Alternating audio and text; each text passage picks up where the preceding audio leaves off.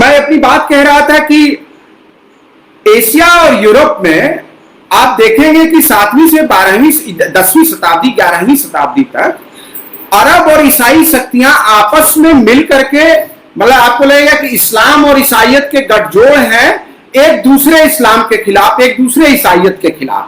मसलन मतलब ये कहना चाहता हूं कि धर्म का चोला ओढ़े हुए लोग हैं, लेकिन असली जो लड़ाई है वो शक्ति, सत्ता और दौलत को हासिल करने की लड़ाई है। तो जब ये लड़ाई यूरोप में चल रही, जैसे आप देखेंगे कि अब्बासी खलीफाओं के ने सरासानियों के खिलाफ लड़ाई लड़ी थी, महमूद गजनवी ने बगदाद के खलीफा को चुनौती दी थी, और उसको उधर भी पूर्व की, पश्चिम की ओर भी जा रहा है और पूर्व की ओर भी आता है। तो वो आता है, लेकिन जो धर्म का चोला जो उसका है वो इस्लाम का है। अब जब वो आता है तो आप विश्वास करिएगा कि वो सिंध में किससे लड़ता है? वो अरब शासकों से लड़ता था, मुस्लिम शासकों से उसकी पहली लड़ाई हुई है। उसके बाद वो आता है, लूटता है, सब कुछ लूट के जाता है, और उसके छत्रप मौजूद रह जाते हैं पंजाब तक। और ये जब दूसरी खेप महमूद गजनवी की आती, मोहम्मद गोरी की आती है, तो मोहम्मद गोरी पंजाब में गजनी वंश के अंतिम शासक खुरासान को पराजित करता है। वो उसकी 1174-75 में, मोहम्मद गोरी के भी उदय का बहुत दिलचस्प है। 1150-1170 से लेकर के और 75 के बीच में उसके चाचाओं ने, उसके भाइयों ने संघर्ष किया। उसका भाई राजगद्दी पर बैठा और उसने पूर्व के अभियानों के लिए मोहम्मद गोरी को भेजा। तो मोहम्मद गोरी आता है और वो पहले, मैं एक तथ्य दे रहा हूं कि कश्मीर के एक हिंदू शासक के साथ मिलकर के उसने पंजाब के गजनी वंश के अंतिम जो उसका शासक है उसे परास्त किया था। तो ये धर्म कोई एलिमेंट नहीं है। आप मोहम्मद गोरी भी लड़ाई लड़ता है पंजाब तक, 1175 से लेकर के और 1180 के बीच में वो कई लड़ाइयां उसकी, वो गजनी के जो अवशेष बचे हुए हैं उनके उत्तराधिकारियों के, और इसी गजनी के खिलाफ वो अफगानिस्तान में भी लड़ाई लड़ते हुए, गजनी का ही वो एक सामंत है गोर, और गोरों ने अपना शासन बनाया था। तो मोहम्मद गोरी को गुजरात के शासक ने परास्त किया था एक लड़ाई में। 1191 के पहले वो एक लड़ाई हारा था, फिर लौट करके आता है। तो मैं मोटे तौर पे मैं कहना चाहता हूं कि धर्म एक चोला की तरह है, और सब सत्ता, शक्ति और दौलत के लिए ये 8वीं से 11वीं शताब्दी तक मध्य एशिया की बहुत सारी जनजातियां पश्चिम और पूर्व दोनों तरफ भ्रमण कर रही हैं। इस बीच हिंदी साहित्य का अब ये इतिहास का परिदृश्य है, और गुर्जर प्रतिहारों, मैंने कहा कि गुर्जर प्रतिहारों का समय मोहम्मद गजनवी के हमलों के साथ ही खत्म होता है। 1118 में अंतिम गुर्जर प्रतिहार शासक परास्त किया जाता है, और फिर उसके सामंत फैल जाते हैं पूरे उत्तर भारत में, जिसमें गहरवाल हैं, परमार हैं, चौहान हैं, चंदेल। ये 11वीं शताब्दी है। अब हम हिंदी साहित्य के इतिहास पर मित्रों आते हैं। ये रही इतिहास की बात। यहीं से शुक्ल जी हिंदी साहित्य के इतिहास की बात को आगे बढ़ाते हैं। उन्होंने कहा है कि देखिए, संवत 1050 से लेकर 1375 ईस्वी तक का जो समय है, ये आदिकाल का समय है, और इसमें शुरू के 150 वर्षों तक वीरता की, प्रेम की, धर्म, नीति और श्रृंगार की बहुत सारी रचनाएं होती रही, बहुत सारी प्रवृत्तियां मिलती हैं। ये लगभग अनिर्दिष्ट शब्द प्रयोग किया है कि एक अनिश्चित, मतलब बहुत सारी प्रवृत्तियों का समूह है। लेकिन जो सबसे महत्वपूर्ण बात कहते हैं, जहां से मैं औपनिवेशिक इतिहास लेखन की आप उसका दबाव, आप यह लेखन 1920 से 30 के बीच में हो रहा है। जब शुक्ल जी कहते हैं कि जब से मुसलमानों की चढ़ाइयों का प्रारंभ होता है, तब से हम हिंदी साहित्य की प्रवृत्ति एक विशेष रूप में बढ़ती हुई पाते हैं। तो शुरू के 150 वर्ष आप निकाल दीजिए शुक्ल जी के इस कोटेशन को बहुत ध्यान से। पहला महत्वपूर्ण ऐतिहासिक उद्धरण है इतिहास का उनके आदिकाल में, कि प्रथम 150 वर्षों की रचना की कोई विशेष प्रवृत्ति नहीं है। तो 1100 से और 150 वर्ष लेंगे तो 1150, मतलब शुक्ल जी मानना है कि 1100 से 1000 से लेकर के 1150 तक बहुत सारी प्रवृत्तियां हैं, नीति की, श्रृंगार की, धर्म की, ये सब लिखी जा रही हैं। लेकिन जब से मुसलमानों की चढ़ाइयों का प्रारंभ होता है, मित्रों, मुसलमानों की चढ़ाइयों का प्रारंभ तो भारत में 8वीं शताब्दी से शुरू होता है। 10वीं शताब्दी, 11वीं शताब्दी में महमूद गजनवी एक बड़ा हमलावर है। तो यह महमूद गजनवी और गोरी के बीच का समय है।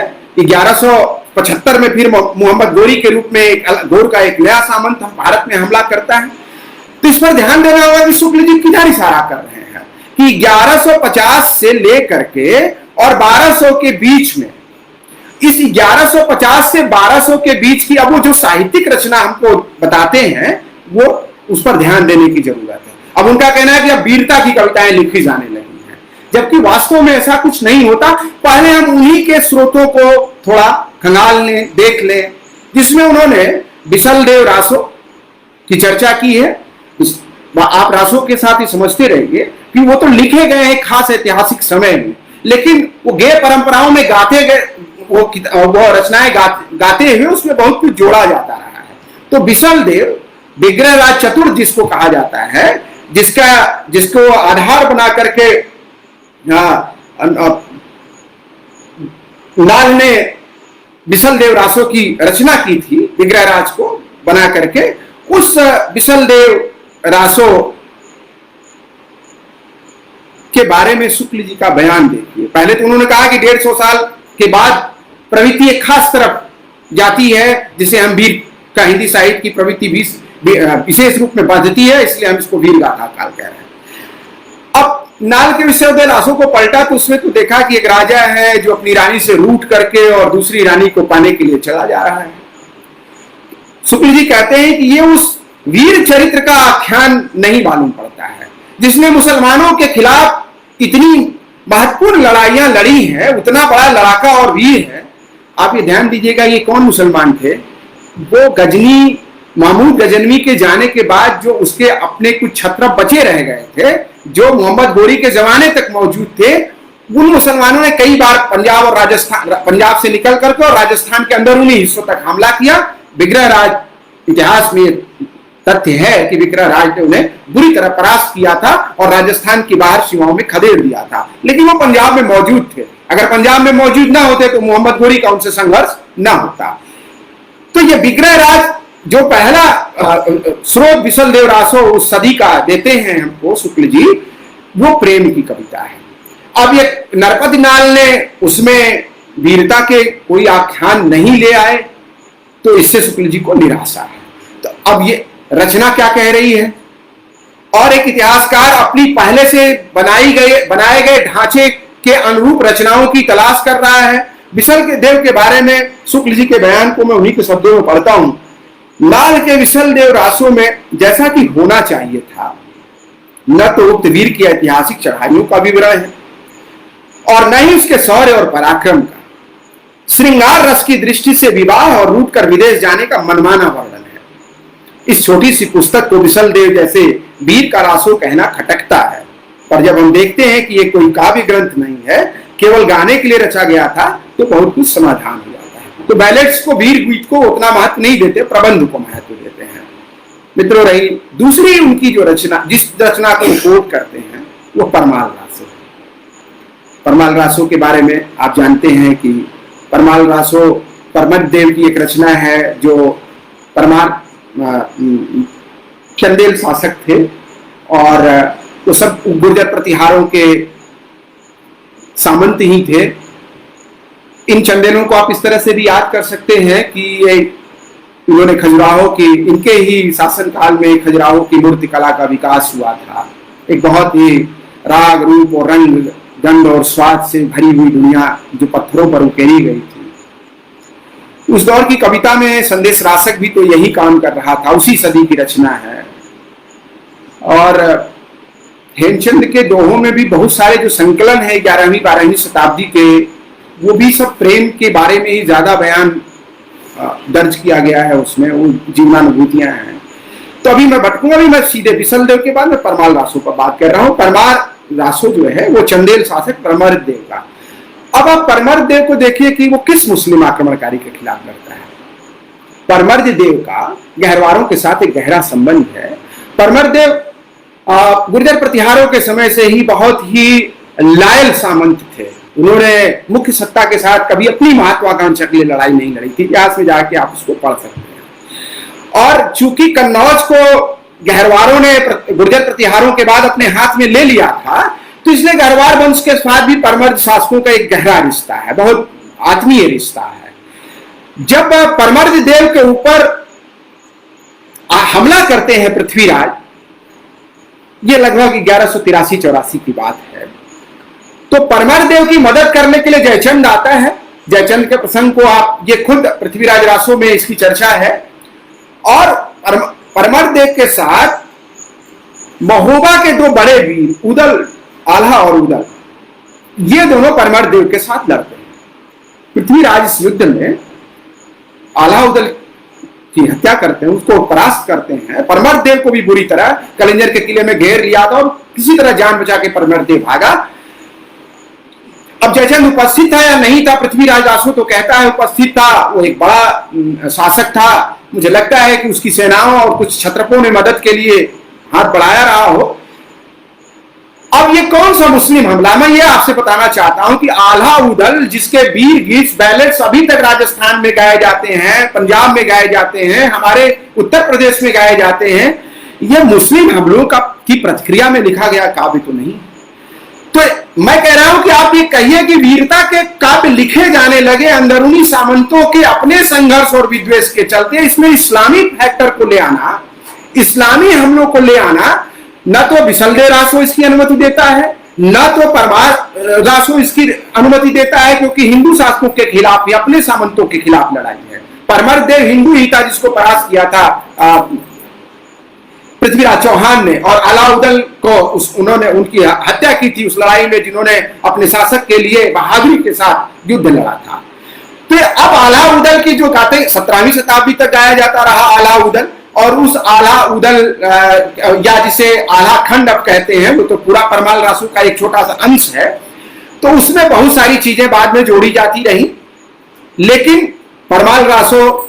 अब इसके बाद एक जो तीसरी महत्वपूर्ण रचना जिसको शुक्ल जी अपने इतिहास में चर्चा करते हैं, वो पृथ्वीराज रासो है। ये सब 1150 से लेकर 1200 ईस्वी की रचना है। चूंकि मुझे 12वीं शताब्दी के उत्तर भारत के साहित्य इतिहास पर बातचीत करना है, 12वीं शताब्दी का उत्तर भारत गुर्जर प्रतिहारों के बहुत सारे सामंतों में बटा हुआ एक भौगोलिक हिस्सा है, बटी हुई भौगोलिक इकाई है, और उस इकाई में सब सामंत आपस में लड़ रहे हैं, और कोई बड़ी शक्ति मध्य एशिया से नहीं आ रही है। गजनी, महमूद गजनवी के लौटने के बाद बहुत लंबे समय तक गजनी में उसका साम्राज्य भी बचा नहीं रहा। वहां के भी स्थानीय शासकों ने उससे संघर्ष करते हुए उनको हटाया, और उसमें से लड़ करके मोहम्मद गोर वंश विकसित होता है। तो वहां भी एक उथल पुथल है।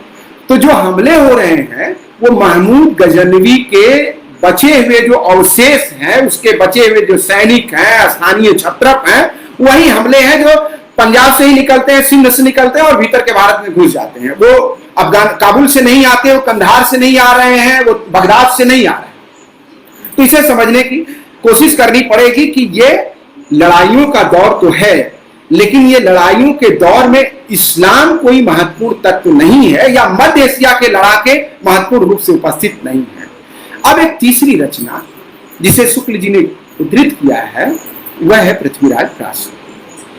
अब पृथ्वीराज रासो को आप पढ़िएगा, जिसके बहुत सारे विवाद हैं उसके, लेकिन पृथ्वीराज रासो नाम की एक वास्तविक रचना है जो पृथ्वीराज के राज दरबारी कवि चंद्रबरदाई ने लिखा। अभी इसकी हम इतिहास में उसको कैसे प्रयोग किया गया है, साहित्य का इतिहास लिखते समय, अभी इस पर बात करेंगे। फिर मैं उस कृति के काव्य सौंदर्य पर अलग से बात करूंगा। इतिहास लिखते आप देखेंगे कि पृथ्वीराज रासो का जो संक्षिप्त अंश प्रकाशित है, उसका जो अधिकांश हिस्सा है, जिसमें 9 महत्वपूर्ण विवाह ही हैं और 4 महत्वपूर्ण विवाहों के लिए अभियान है पृथ्वीराज का, और ये सब भारतीय शासकों के खिलाफ है।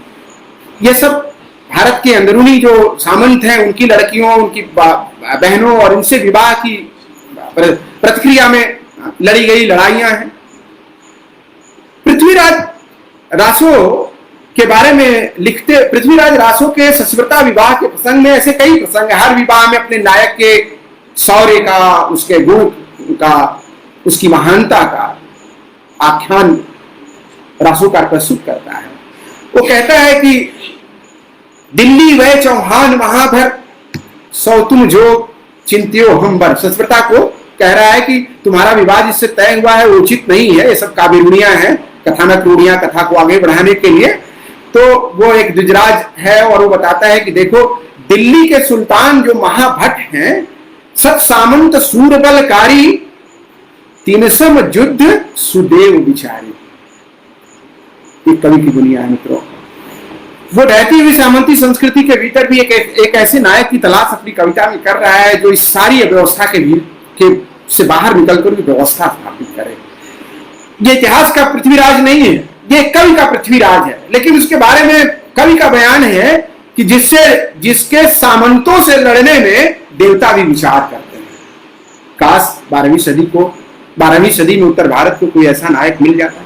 कविता की दुनिया में तो ऐसा नायक मौजूद है, लेकिन वास्तविक इतिहास की दुनिया में ऐसा नायक मौजूद नहीं है। आगे वो लिखता है कि जिन गहियों सब कर गज्जन, कि गजनी के, गोरी के नहीं, गजनी के बहुत सारे छोटे छत्रकों को उसने कई लड़ाइयों में हराया है। तीन है गए मंडी छंडी पुनी ही अवय। कहता है कि युद्ध में उसने परास्त किया, लेकिन हृदय की आवाज है, मतलब वो दयालु भी है। ये नायकत्व कंस्ट्रक्ट कर रहा है कि जो बड़ा लड़ाका भी है और हृदय, क्योंकि विवाह के लिए उसको तैयार करना है एक स्त्री को, एक नायिका को, तो कहता है वो बहुत बड़ा योद्धा भी है गए मंडी छंडी पुनी ही अवय। हृदय की आवाज पर वो उन शत्रुओं को छोड़ देता है। आगे कहता है कि जिन गहियो गुज्जरवे चालुक्य भीमतर, ये सब समकालीन शासक हैं। चालुक्यों का भी नाम लेता है, वही चालुक्य जिसके राजकवि हैं हेमचंद, उसी समय में मौजूद है। वो 12वीं सदी की रचना है। और हेमचंद, सिद्धपाल और महिपाल दोनों बहुत बड़े, कुमारपाल प्रतिबोध नाम की रचना उन्होंने लिखा था। तो सिद्ध हेम सिंह शब्दानुशासन भी लिखा था। तो दोनों राजाओं के बारे में वो बहुत ही वीर शासक है। और 12वीं सदी में पृथ्वीराज वहां तक पहुंच भी नहीं सकता था, लेकिन एक कवि है जिसको लगता है कि आसपास के सारे सामंतों को परास्त कर दिए उसका नायक एक ऐसा नायक हो। कह रहा है कि गुज्जरवे चालुक्य भीमतर, ते दिन रात डरे जंगल घर।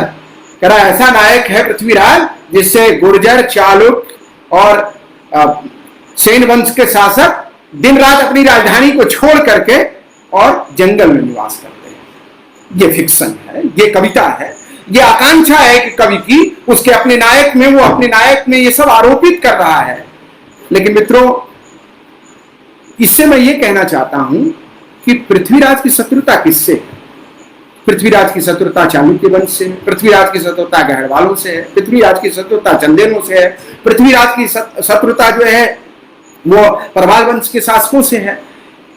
तो ये जो यह एंगल दिया गया कि मुसलमानों की चढ़ाइयों का प्रारंभ होता, यह पहले पेज पर इतिहास की यह पंक्ति, इतिहास को देखने का जो यह सूत्र है, यह पसरता गया है, फैलता गया है भारतेंदु के जमाने तक के इतिहास लेखन पर।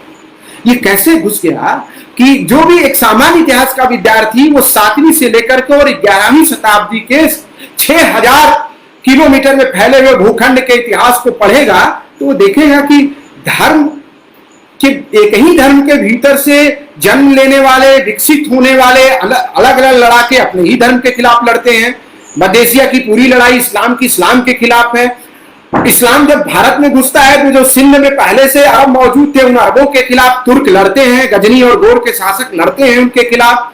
भारत के भीतर जिन 3 ग्रंथों को शुक्ल जी ने हिंदी साहित्य के आदिकाल कि 12वीं शताब्दी की, मैं और ग्रंथों की चर्चा कर रहा हूं, 12वीं शताब्दी में जब वो कहते हैं कि 150 वर्षों के बाद अब जब मुसलमानों की चढ़ाइयां होने लगी, तो मैंने कहा कि इसके बाद तो कोई रचना ऐसा नहीं है जो एंटी इस्लामिक काउंटर, मतलब इस्लाम का काउंटर करते हुए कोई रचना लिखी गई हो। ऐसी रचना न तो पृथ्वीराज रासो है, न तो परमाल रासो है, और न ही विशलदेव रासो है। इसके साथ ही एक जो दूसरी और महत्वपूर्ण रचना, जो दो और महत्वपूर्ण रचनाएं हैं जो हिंदी साहित्य में जिनका उपयोग हो रहा है, जो रचनाएं मौजूद हैं, मैं नई रचनाओं के खोजने का दम तो नहीं भर सकता, और हम सब जानते हैं कि बहुत ही कम रचनाएं बची हैं, लेकिन आप राउल बेल को याद कर सकते हैं और आप उक्ति व्यक्ति प्रकरण को याद सकते हैं। उक्ति व्यक्ति प्रकरण जयचंद के दादा गोविंद चंद के जमाने में लिखी गई एक किताब है, जिसके सभा पंडित ने लिखा था राजकुमारों को पढ़ाने के लिए। उससे काशी की भाषा, काशी की संस्कृति और काशी और कन्नौज में क्या कुछ चल रहा था, उस रचना से वो सुरक्षित पोथी उसकी मिल गई है। और ये सब 20वीं शताब्दी के पहले और दूसरे दशक में खोजी जा रही थी पुस्तकें। इसके पहले हमको इसकी उसी तरह से इसकी जानकारी नहीं थी, जैसे 1837 के पहले हमें अशोक के बारे में जानकारी नहीं थी, जब तक हमने ब्राह्मी लिपि नहीं पढ़ी थी। तो ये 1900 से लेकर के 1920 के बीच बहुत सारी अपभ्रंश की रचना है, और इसमें पीसेल और याकोबी जैसे जर्मन विद्वानों ने ज्यादा काम किया है। फिर क्षितिज मोहन सेन ने और मुनि जिनविजय ने भी बहुत काम किया, और बहुत सारी रचनाएं उस दौर में ही संदेश रासक खोजा गया, भविष्य कथा के बारे में जानकारी मिली, राउल बेल चर्चाओं में आया। तो ये एक रचना राउल बेल है। एक दूसरी रचना है जो राजस्थान में ढोला मारुआ दोहा है, ये भी 11वीं शताब्दी के आसपास ही लिखी गई है। ये दोहा ये बता ही रहा है कि ये हिंदी से प्रभावित जो उत्तर अपभ्रंश के छंद को, ये सब प्रेम की कविता है। मतलब कवियों के लिए युद्ध और प्रेम, इसमें इस्लामी तत्व जितनी रचनाएं मैं नाम ले रहा हूं, अब 12वीं शताब्दी को आपको देखना है तो जो उपलब्ध रचनाएं हैं, मैं फिर से नाम गिनाता हूं आपको। आप उक्ति व्यक्ति प्रकरण को ले लीजिए, आप राउल बेल को ले लीजिए, उसके बाद आप पृथ्वीराज बिसलदेव रासो को ले लीजिए, आप इसके बाद परमाल रासो को ले लीजिए जिसे आलाखंड कहते हैं, और बाद में पृथ्वीराज रासो को ले लीजिए, और एक दो और बड़ी रचनाएं। मैं तो 3 ही रचनाओं के सहारे बातचीत करना चाहता था जो 12वीं शताब्दी के उत्तरार्ध में 1150 से 1200 के बीच लिखी गई।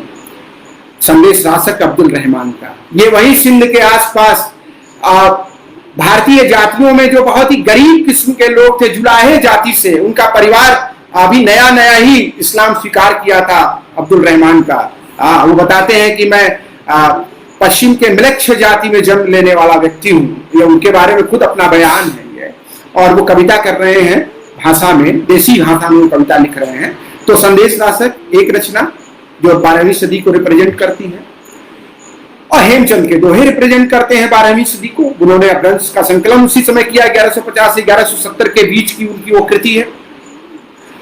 अब इन सब रचनाओं को आप अब एक बार खोलने की कोशिश करिएगा, देखने की कोशिश करिएगा, और इनको पढ़ करके देखिएगा कि इसमें मुसलमानों की चढ़ाइयों के प्रारंभ का कौन सा फैक्टर काम कर रहा है, और कैसे ये वीरता की तरफ जा रहा है। ये तो सब प्रेम और वीरता। एक बहुत अच्छा प्रबंध, बहुत अच्छा प्रसंग या दोहा हेमचंद ने संकलित किया है, जिससे उस दौर की प्रवृत्ति को हम समझ सकते हैं, जिसमें कोई इस्लामी और हिंदू तत्व को समझने की आपको जरूरत नहीं है।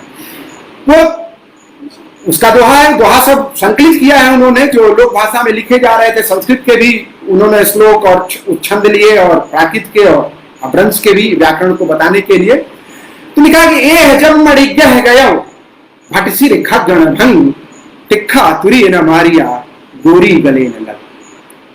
हेमचंद के इस दोहे में वो कह रहे हैं कि देखिए, जीवन की सार्थकता इस बात में है कि यदि आपने ये जो मणिज्ञ है वो खाली चला गया, बेकार चला गया।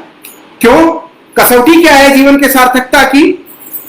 तिखा तुरी न मारिया, तीक्ष्ण घोड़े को। घोड़ा मध्य एशिया के लड़ाकों की भी एक बहुत बड़ी सवारी थी, और महमूद गजनवी इस मामले में बहुत ही होशियार था कि वो एक घोड़े के बरक दूसरे घोड़े का भी चयन करता है कि ये घोड़ा घायल हुआ या ये मारा गया, इसका स्थान कौन दूसरा घोड़ा रहेगा। व्यक्तियों से ज्यादा महत्वपूर्ण घोड़ों को दिया जा रहा था। महमूद गजनवी का समय खत्म हो चुका है। भारत में उसके आने और उसके आतंक मचाने और लूट की स्मृतियां जीवित हैं गुजरात में। उसके बाद के लेखक हैं हेमचंद। तो हेमचंद कहते हैं कि एक दोहा जो जन्म में है कि घोड़े पर पकड़ मजबूत होनी चाहिए।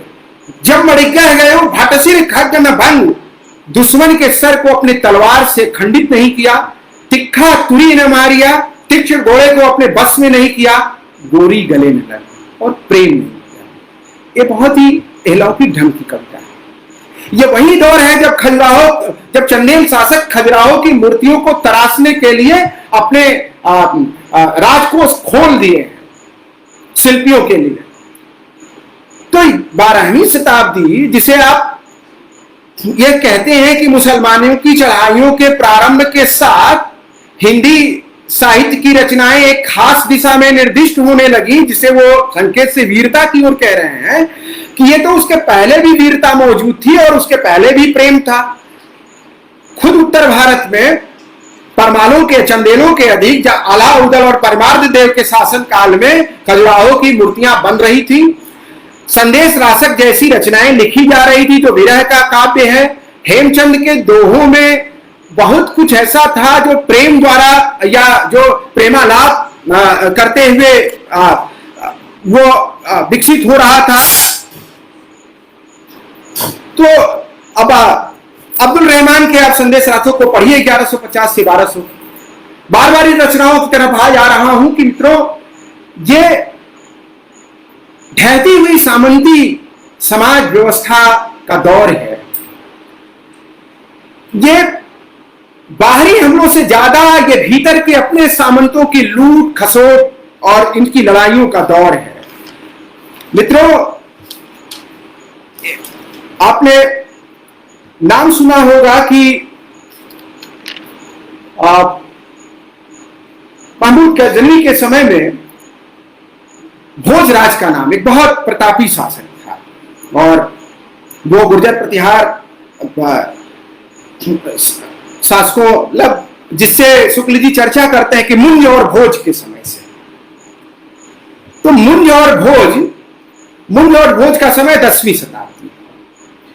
भोज परमार वंश के शासक थे और इसलिए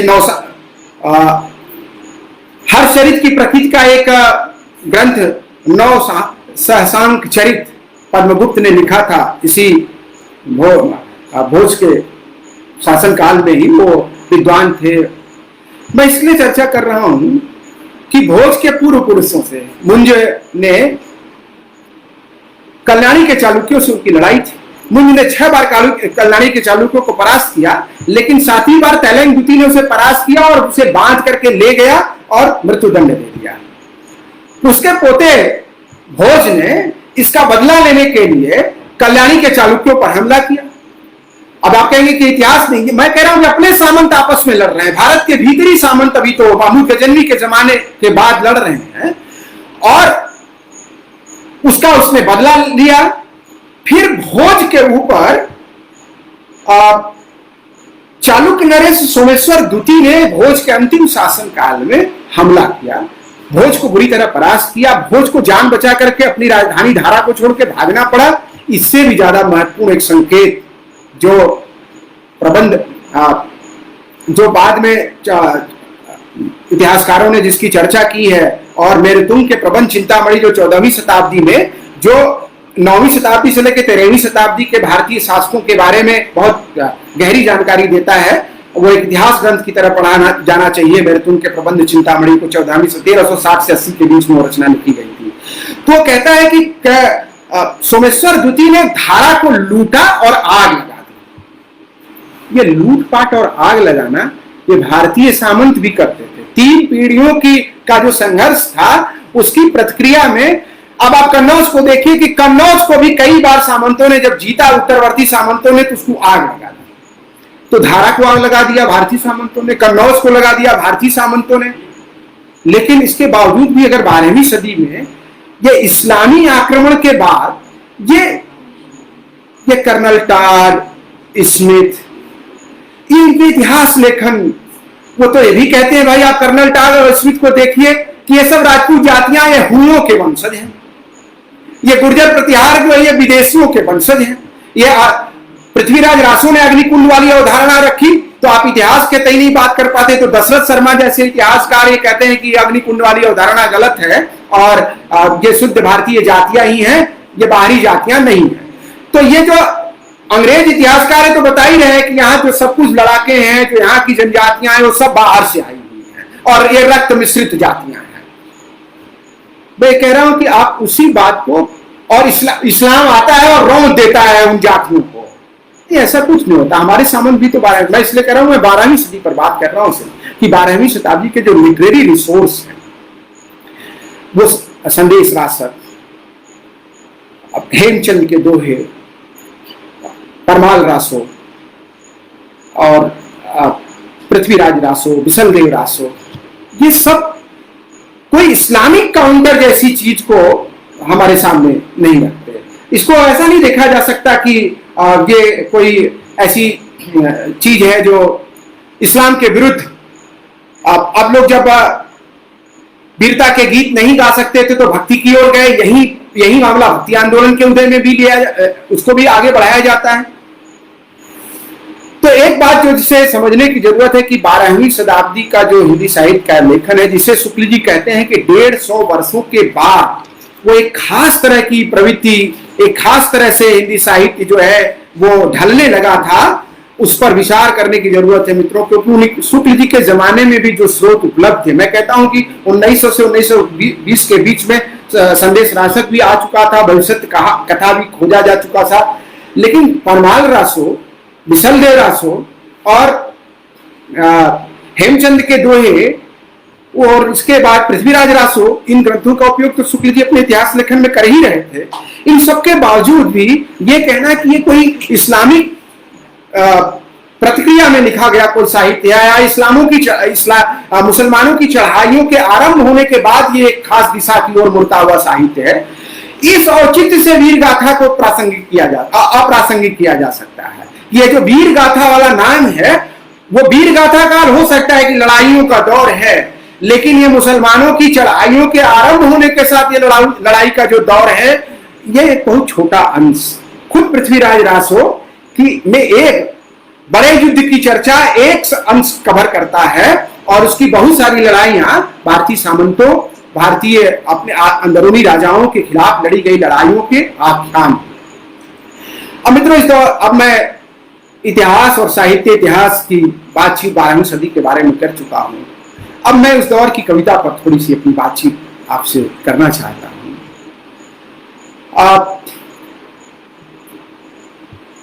मैंने कहा था कि हेमचंद उस दौर को समझने का एक सूत्र देते हैं कि गोरी गले न लघु और भटसिर खग न भंग, अतिखा तुरी न मारिया, बोले युद्ध और प्रेम।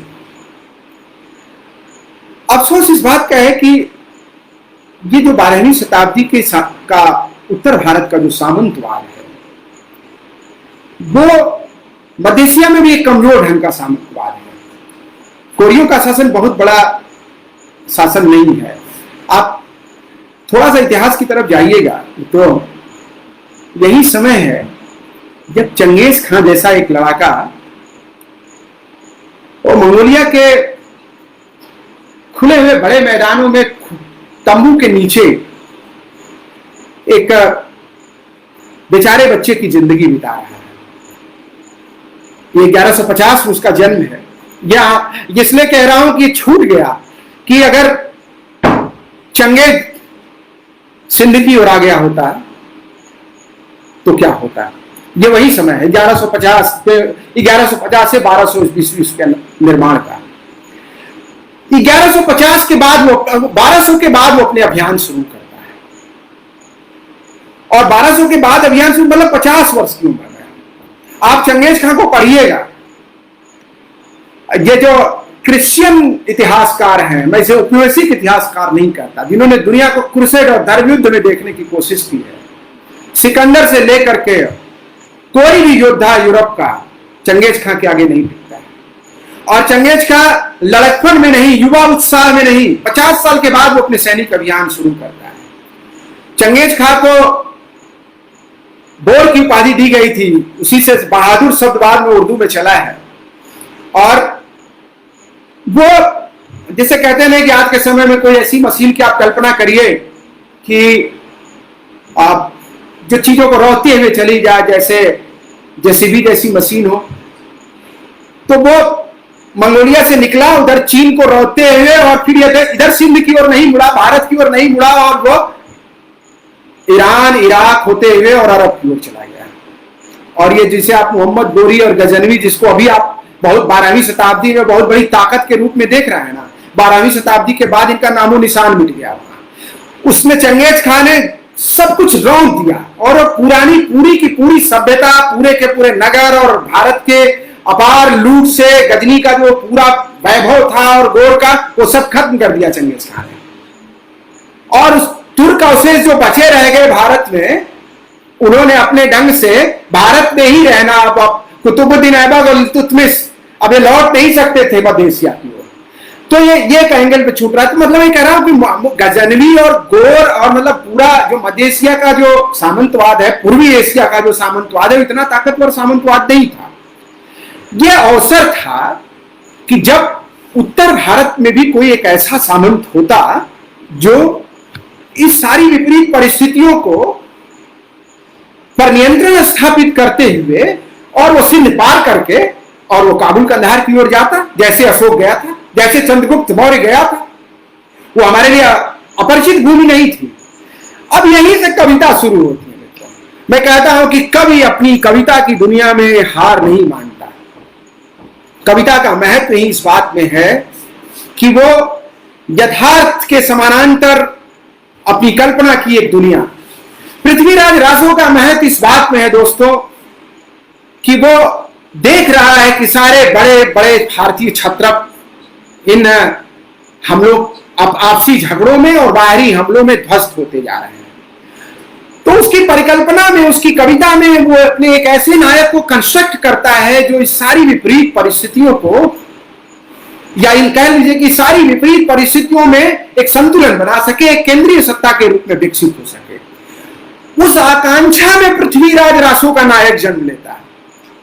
अब आप इस बहस को छोड़ दीजिए कि इतिहास है कि नहीं, इतिहास के भीतर ही इतिहास के लिए एक वैकल्पिक शक्ति की संरचना एक कवि अपनी कविता में कर रहा है, जो पृथ्वीराज रासो के रूप में, जो बिसलदेव रासो के रूप में, जो परमाल रासो के वीर गीतों में गाए जा रहे हैं। एक ऐसा शासक जो इस्लामी काउंटर ही नहीं, जितनी भी ऐसी शक्तियां हैं जो अराजकता फैलाए हुए उत्तर भारत में, सबके ऊपर। तब वो कहता है कि गुज्जर वे चालुक्य भीमतर ते दिन रात डरे जंगल घर।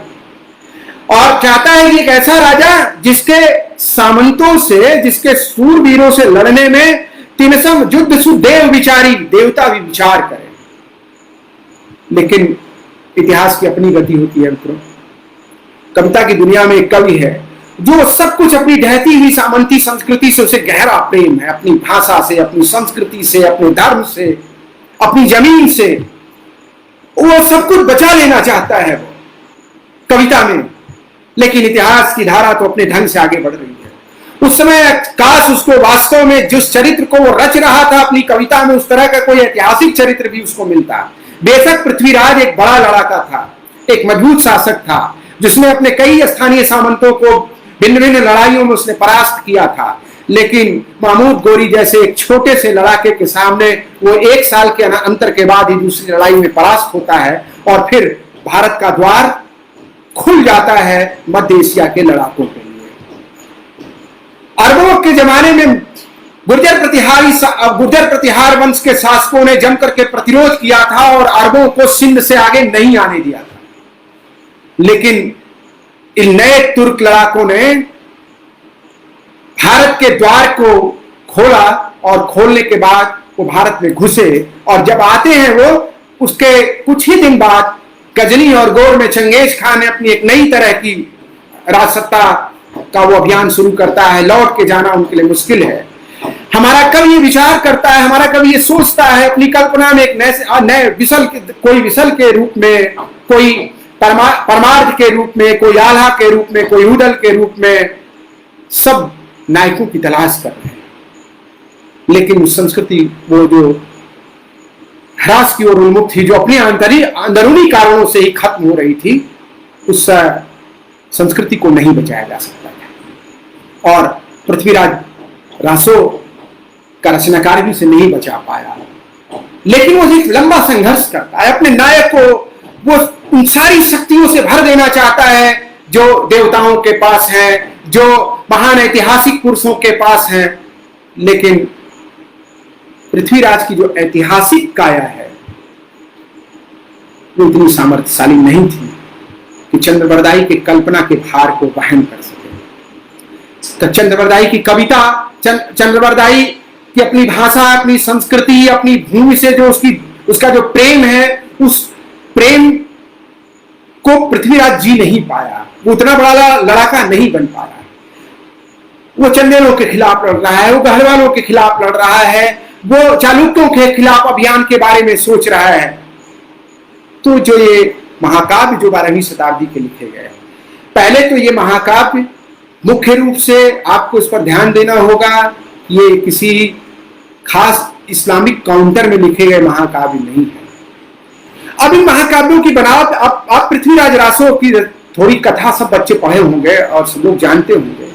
पृथ्वीराज रासो के आप नरेशन को देखिए तो आपको हर चरित्र, वो भी एक चरित्र काव्य ही है, उस तरह की गति उसके कथानक में, उस तरह का उत्साह, उस तरह का उमंग आपको नहीं मिलेगा, क्योंकि हर से प्रतापी शासक है।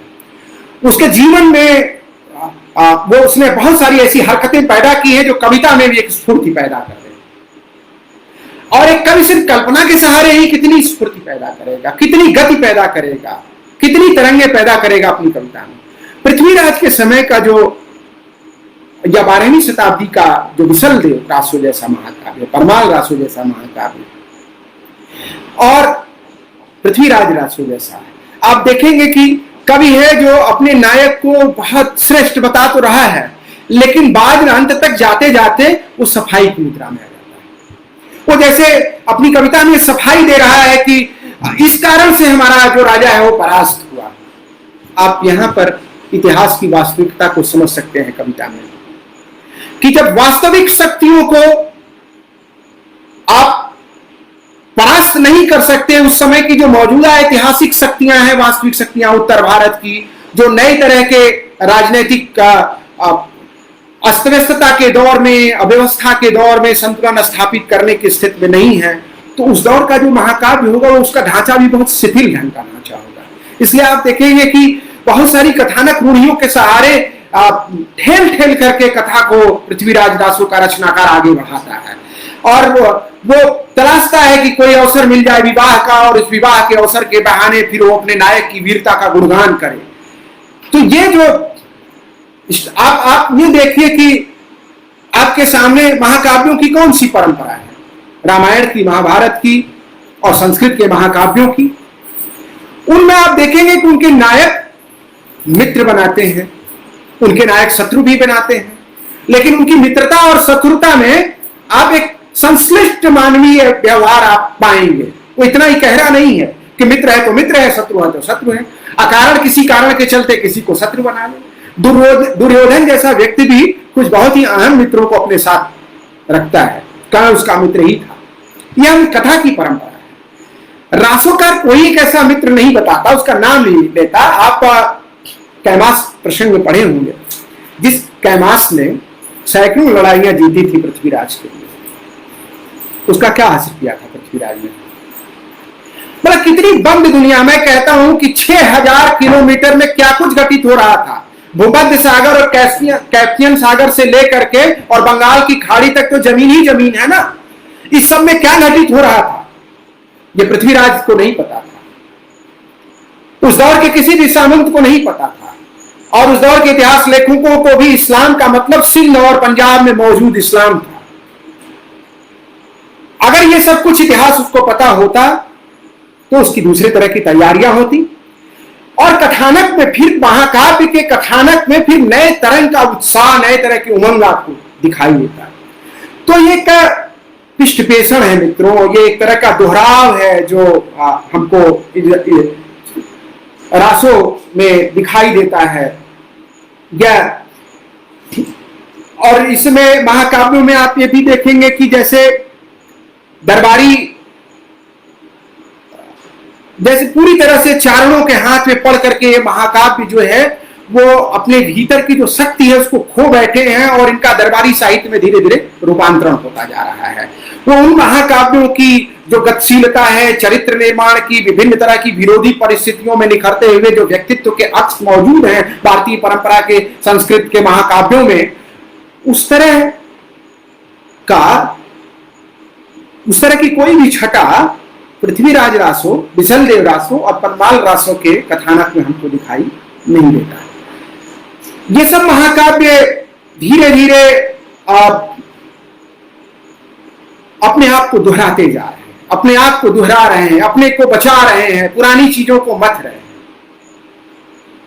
लेकिन भाषा की कविता में आप देखिएगा कि और बहुत कुछ घटित हो रहा है। मैं संदेश रासक के छंद की ओर आपका ध्यान आकृष्ट करना चाहता हूं, जिसमें अब्दुल रहमान कहता है कि जय भर भाव छंदे रचई नव रंग चंगिमा तरुणी ताकि गाम गहिल्ली ताली सद्दे न नचे। कि क्या गाम बधिए ताली बजा करके नहीं नाच सकती हैं? कि भारत के रस सूत्रों के आधार पर, भारत के बताए हुए नियमों के आधार पर ये जो नौ रंग चंगिमाएं हैं, जो बड़े घरों में, राज परिवारों में और सामंतों की स्त्रियां हैं, क्या उनका ही नृत्य है? क्या ये जो ग्राम बधुए हैं ताली बजा के उनका नाचना नहीं है? लगभग इसी तरह का दोनों कंटेम्परेरी रचना है, पृथ्वीराज रासो और संदेश रासक, एक दशक का अंतर है। यही छंद रासोकार भी पृथ्वीराज के रासो के प्रारंभ में लिखता है। कहता सत्य खनम आवासम महिलानम शब्द मद्द नुपरया सतफल वज्जनु पैसा पब्बरियम नैव चालन। कहता है कि सतखंडों में मद विहेवल जो ध्वनि के साथ अभिजात वर्ग की तरुणियां नाचती हैं, क्या उन्हीं का नाच है? सतफल वज्जनु पैसा, ये जो सतफले को, घुंघची को पैरों में, मतलब प्रकृति से प्राप्त फलों को अपने पैरों में, घुंघची सतफल जिसको कहता है कि बांध कर नाचने वाली जो पब्बरियां नैव चालन थी, क्या पर्वत बालाओं का सौंदर्य, पर्वत बालाओं की जीवन अभिरुचि, ये इस कोई मायने नहीं रखती। अभी आप इस सब बहसों से निकल करके कविता में देखिए कि 1150 से 1200 के बीच की दो रचनाएं, एक खंड काव्य है संदेश रासक और एक महाकाव्य पृथ्वीराज रासो। दोनों के रचनाकार एक इसकी चिंता कर रहा है कि गाम गहेली ताली सद्दे न नाची, कि क्या गाम गहेलियां ताली बजा के नहीं नाच सकती? और रासोकार कह रहा है कि पब्बरियम नैव चालन थी, क्या पर्वत बालाओं का नाचना, चलना, खाना, क्या इसका कोई मूल्य नहीं है? इतने कविता की दुनिया है।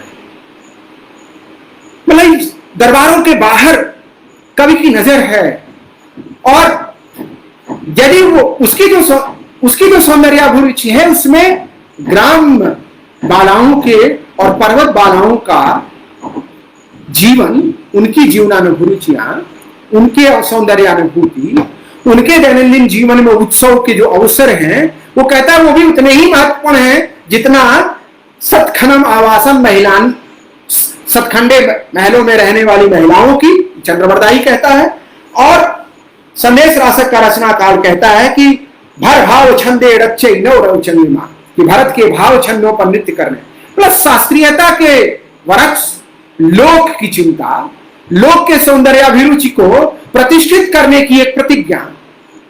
यदि उत्तर भारत की राजसत्ताओं में निचली जाति के जातियों को, लड़ाकों को पर्याप्त अवसर मिला होता, जैसा मध्य एशिया के ऐसे तैसे सामंतवाद के भीतर भी वो सब किसी बड़े राजवंश से नहीं आते थे, वो नए लड़ाके थे, लड़ाकू जातियां थी, कबीली जातियां थी, उनसे सामना था भारतीय सामंतों का 10वीं से 12वीं शताब्दी में। तो ये जो पहाड़ों को पार कर सकती हैं, जो नदियों को पार कर सकती हैं, जो जंगलों को झेल सकती हैं, जो आपदाओं और विपदाओं को झेल सकती हैं, वो युद्ध में जीते हैं।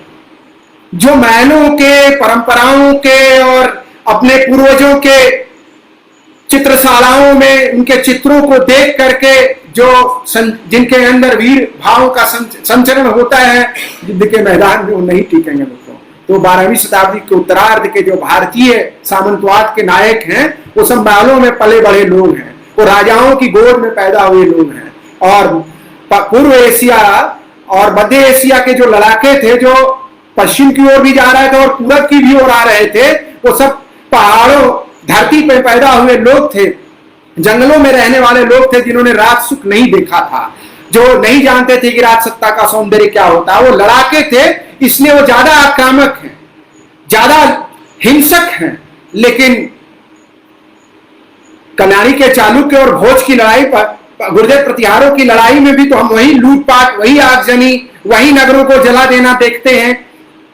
तो जो दुश्मनी में एक ही तरह का क्रिया व्यापार, शत्रुता में एक ही तरह का क्रिया व्यापार, उधर असभ्य अर्ध सभ्य कह लीजिए कि अर्ध सभ्य कहने वाली मध्य एशियाई जनजातियां यदि कर रही हैं, तो भारत के बहुत ही समुन्नत राजवंश के जो योद्धा हैं वो भी लगभग उसी तरह आपस में लड़ रहे हैं। तो मैं कहना चाहता हूं कि ये जो एक बहुत ही निजलिजा किस्म का सामंतवाद है 10वीं 11वीं 12वीं शताब्दी का उत्तर भारत का, उसमें आप किसी बड़े महाकाव्य की कल्पना नहीं कर सकते। हर्षचरित जैसा भी महाकाव्य नहीं लिखा जा सकता है, प्रबंध काव्य नहीं लिखा जा सकता, क्योंकि हर्षवर्धन एक गतिशील, एक लड़ाकू नेता है, एक राजा है, वो बड़ा योद्धा है। यहां तक कि मिहिर भोज भी एक बड़ा योद्धा है, लेकिन मुंज भी योद्धा है। पृथ्वीराज के जमाने तक 12वीं सदी के जमाने में बहुत ही कमजोर तरीके के महलों और परकोटों में रहने वाले कवि तो इसको पहचानता है। मैं इसलिए यह संकेत लिया कि ये जो ग्राम गहिलाओं के जरिए, ये जो ग्राम गहिली और पब्बरियम, ये जो दो शब्द रासोकार और संदेश रासक के रचनाकार ले आते हैं, इनके साथ जीने वाले लोग भी तो थे। उस दौर के सामंतों ने इनका क्या उपयोग किया? और मैंने कहा कि मित्रता और शत्रुता के का क्या स्तर है पृथ्वीराज रासो के कथानक में।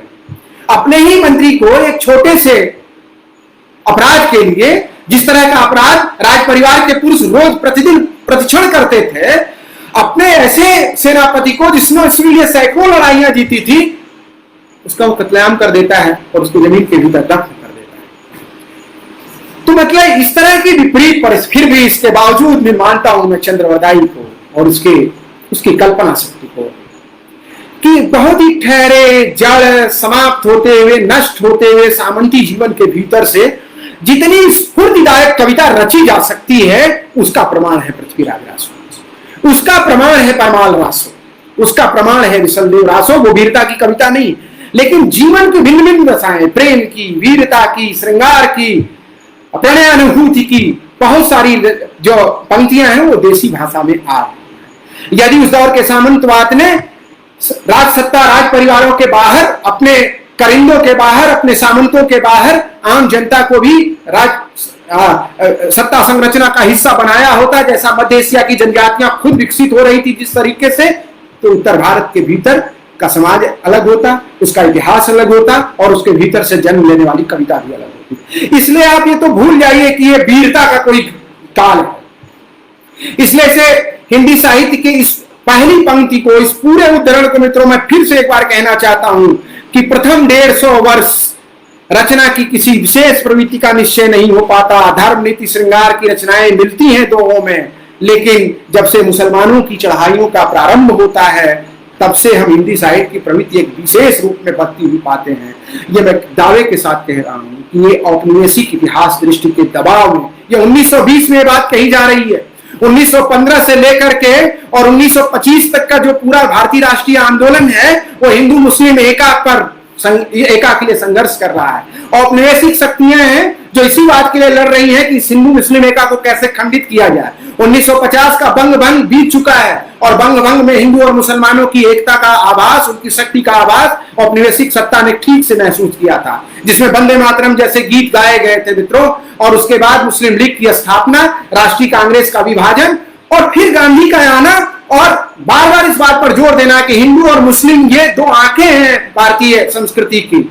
मैं तो ये कहता हूं कि 20वीं शताब्दी में जब आप इस्लाम पर बात कर रहे हैं मित्रों, तो इस्लाम भी भारतीय आध्यात्मिक और धार्मिक का बहुत सारे जो स्कूल हैं, उसी तरह से इस्लाम भी भारतीय आध्यात्मिक और दार्शनिक स्कूल की एक शाखा है। ताराचंद ने इसको अपने इतिहास में उद्धृत किया है। ये बहुत महत्वपूर्ण बात है। मतलब वो इस्लाम अरब वाला इस्लाम नहीं है, वो इस्लाम मध्य एशिया वाला इस्लाम नहीं है। ये मुगलों के जमाने तक आते आते, और आप तो इतिहास लिख रहे हैं 20वीं सदी में, जब तो 20वीं सदी तक आते आते वो इस्लाम नहीं रह गया है। उस इस्लाम को आप वैसे ही पढ़ सकते हैं जैसे आप लिंगायतों को पढ़ते हैं, जैसे आप बौद्धों को पढ़ते हैं, जैसे आप जैनों को पढ़ते हैं, जैसे आप चारवाकों को पढ़ते हैं, जैसे आप सूफियों को पढ़ते हैं। उसी तरह से इस्लाम की भी अपनी एक भारतीय छवि है, और भारत की बहुत सारी परंपराओं का इस्लाम पर 20वीं सदी तक असर है। क्या जो मस्जिद का परकोटा है उसके भीतर तो भाईचारा इस्लाम में बचा हुआ है, लेकिन उसके बाहर आइए, बहुत सारी निचली भारतीय जातियां जिन्होंने इस्लाम स्वीकार किया था, जो मोची थे, जो नाई थे, जो कपड़ा बनाते थे समाज में, उनकी क्या स्थिति है, उनके साथ इस्लाम कैसा व्यवहार कर रहा है। आप उनको देखिए कि शरीफ और अजलाफत के रूप में इस्लाम बटा हुआ है, गरीब और अमीर के रूप में इस्लाम बटा हुआ है, और जातियों का असर इस्लाम के भीतर है। तो मैं कह रहा हूं कि 20वीं शताब्दी के दूसरे दशक में जब आप इस्लामी चीज को कोट कर रहे हैं, तो ये आप किन शक्तियों को ताकत दे रहे हैं? भारतीय राष्ट्रीय कांग्रेस या भारतीय स्वतंत्रता आंदोलन का जो अग्रगामी चेतना वाला दस्ता है, भगत सिंह है, महात्मा गांधी है, जवाहरलाल नेहरू है, वो किससे लड़ रहे हैं?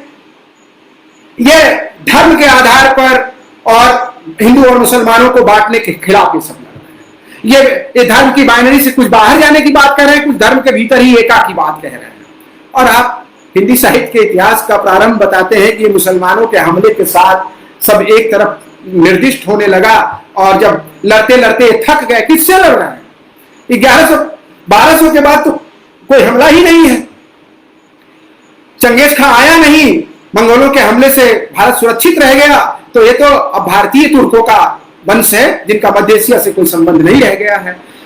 तो आप 20वीं शताब्दी में अगर ये बात कहते हैं कि इस्लामी हमले से ये सब कुछ पैदा हो रहा है और हिंदी साहित्य का जन्म हो रहा है, और फिर इसको भक्ति आंदोलन में कहते हैं कि लड़ना जब नहीं रह गया तो अब गीत नहीं गा सकते थे वीरता के, इसलिए वो भगवान की शरण में चले गए। नहीं, आप इतिहास की रचनाओं से साहित्य के इतिहास का ही निर्माण कर सकते हैं। जिस समय में आप इतिहास लिख रहे हैं, उस समय की सबसे बड़ी चुनौती यह बात देखिए, मैं दावे के साथ तो नहीं कहता, लेकिन आप ये मैंने संकेत दिया ना कि ये बताइए कि 20वीं शताब्दी के दूसरे दशक में ये कहना कि इस्लामी हमलों की प्रतिक्रिया है हिंदी साहित्य का इतिहास, वो वीर गाथा से लेकर के, ये बात किसके पक्ष में जा रही है? यह बात अंग्रेजों के पक्ष में जा रही है। जिस बात के खिलाफ लड़ रहे हैं महात्मा गांधी, जिस बात के खिलाफ लड़ रहे हैं मोहम्मद अली जिन्ना भी उस दौर में इसके खिलाफ लड़ रहे हैं, उस दौर में भगत सिंह इसके खिलाफ लड़ रहे हैं, आप किसके पक्ष में जा रहे हैं? इसलिए मैं कहता हूं कि यह औपनिवेशिक इतिहास के प्रभाव का पहला उद्धरण है आचार्य रामचंद्र शुक्ल के हिंदी साहित्य के इतिहास में, जब वो उद्धरण देते हैं कि 150 वर्षों के बाद जब से मुसलमानों के हमले हुए, मैंने विस्तार से कहा है मित्रों कि ये सिंध में और पंजाब में रहने वाले मुसलमान जिनका मध्य एशिया से संपर्क टूट चुका था, क्योंकि मध्य एशिया में गजनी जिसके ये प्रतिनिधि थे वो कमजोर होकर खत्म होने की कगार पर था, और गोरों के रूप में नए सामंत पैदा हो रहे थे। तो 12वीं शताब्दी का जो हिंदी साहित्य, आप राजस्थानी, एक बात और मैं कहना चाहता हूं दोस्तों कि अभी प्रबंध पर बहुत सारी बातें चूंकि फैल जा रही, मैं कह रहा हूं कि एक कमजोर प्रबंध है रासो। यह कमजोर होना उस युग की कमजोरी के कारण है, इसलिए वो उसका नायक मित्रता और शत्रुता निभाना ठीक से नहीं जानता, और कथानक में चाहे जितनी काव्य रूढ़ियां ला दे कवि, लेकिन वो उसको गति नहीं पैदा कर पाता।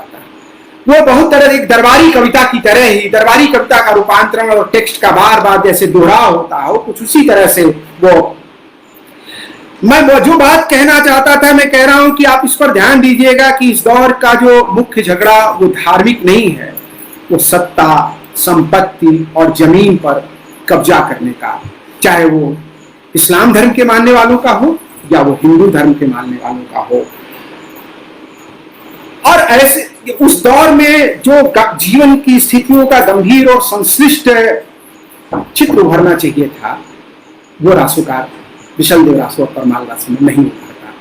लेकिन इसके बावजूद भी कवि वचन सुधा का जब प्रकाशन शुरू करते हैं आधुनिक युग में भारतेंदु, तो अपने कवियों में पृथ्वीराज रासों के रचनाकार चंद्रवरदाई को याद करते हैं, और चंद्रवरदाई के कुछ छप्पे उन्होंने कई वचन सुधा में, क्योंकि हमारा कवि तो लड़ रहा है, हमारा कवि हमारे सामंतों के पक्ष में लड़ रहा है, भारत के मौजूदा सामंतों के पक्ष में लड़ रहा है, और अपने काव्य नायक में वो ऐसी संभावनाओं की आकांक्षा लेकर के या ऐसी कल्पना कर रहा है, वो सारी शक्तियां उसमें डालना चाहता है जो उस दौर की राजनीतिक शक्तियों का मुकाबला कर सके। तो कविता तो बन रही है क्योंकि वो कल्पना से प्रस्तुत हो रही है। तो जो गति है पृथ्वीराज रासों के नायकत्व की, वो कवि की कल्पना के चलते है, इतिहास के चलते नहीं। इतिहास तो खिन्न करने वाला, ऐतिहासिक स्थितियां जो है वो कवि को खिन्न करने वाली है, उसे अवसादग्रस्त करने वाली है। कविता ग्राम गहिल्ली और साथ ही साथ वो पब्बरियम की ओर भी जाने की कोशिश ये दोनों नायक करते हैं। और मैं अब्दुल रहमान के एक दो दोहों को और कह रहा हूं कि जीवन और कैसे 12वीं सदी में रचा जा रहा था, कि आप एक दो उदाहरण में जस पौसंत न पवसिया मुई वियोई न जासु लज्जत जौ संदेश डौ दिन तिपहे प्यास। यह प्रेम की कविता है जो आधुनिक किस्मी जातियां विकसित हो रही थी, जिनके भाषाई नमूने हमको नहीं मिलते मित्रों, क्योंकि जीवन जो 12वीं सदी का है उनकी बोलचाल की भाषा तो अवधी रही होगी, मैथिली रही होगी, भोजपुरी रही होगी, और ये सब रचनाएं जो हैं वो अभ्रंश को रिप्रेजेंट करती हैं। ये देसी भाषाओं का साहित्य हमें, मतलब आधुनिक भाषाओं का साहित्य हमें नहीं मिलता 12वीं शताब्दी में। हमें उसकी पहली रचना फिर कबीर से मिलती है, उसके पहले जो कुछ है वो अभ्रंश के प्रभाव में लिखा जा रहा देसी काव्य है। आधुनिक भाषाएं तो अभी 14वीं 15वीं शताब्दी से, जब उसमें एक बहुत महत्वपूर्ण उदाहरण आप वर्ण रत्नाकर को, ज्योतिश्वर ठाकुर के वर्ण रत्नाकर को, विद्यापति को ले सकते हैं। तो अभी तो ये 200 साल के बाद की बात है। 12वीं शताब्दी में भाषा की कोई कविता हमें, मतलब आधुनिक अवधि की, बघेली की, छत्तीसगढ़ी की अगर वो मिल जाती तो जीवन तो उसमें चल रहा था।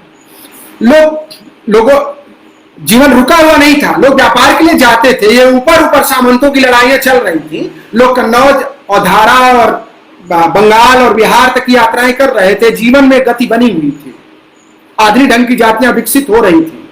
ये तुर्कों के आने के समय, तो उस समय प्रेम महत्वपूर्ण है। वो कहते हैं कि मेरा प्रिय जो चला गया है, और कहा कि प्रवास करते समय तो संकोच करती रही, भर के प्रेम नहीं किया, जस पौसंत न पवसिया, और चला गया तो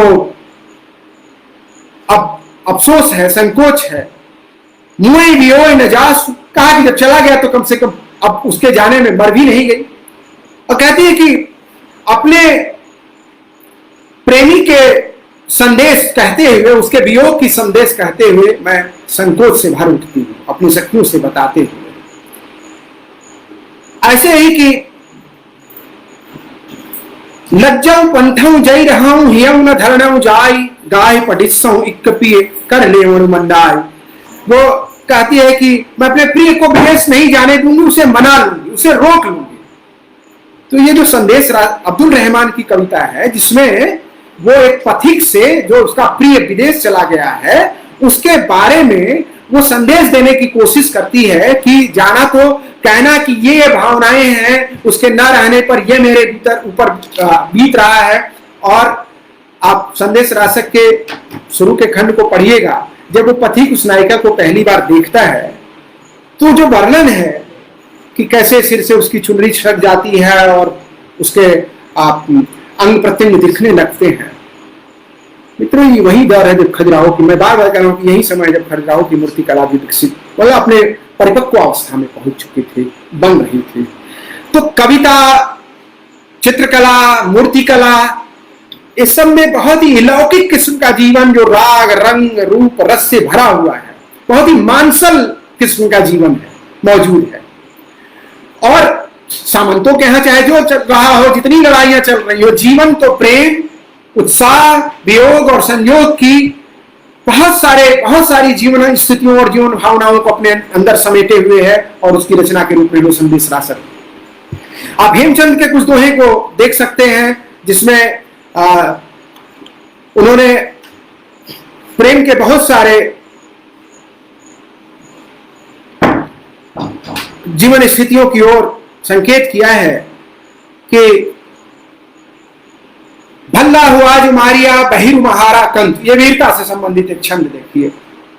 लज्जत जाऊं बहन सऊं जय घर भग्गा आइन, इसमें आपको कोई इस्लामिक फैक्टर नहीं दिखता। ये जो सामंतों के बीच की लड़ाई है, तो सामान्य परिवार से जो लोग उसमें शामिल हैं, जो मध्यम वर्गीय परिवार के लोग शामिल हैं, वो गर्व उससे भरी हुई उसकी स्त्री ये कहती है कि मेरा पति युद्ध करने गया है तो युद्ध के मैदान में मार दिया गया है, तो ये अच्छा हुआ, भल्ला हुआ जो मारिया।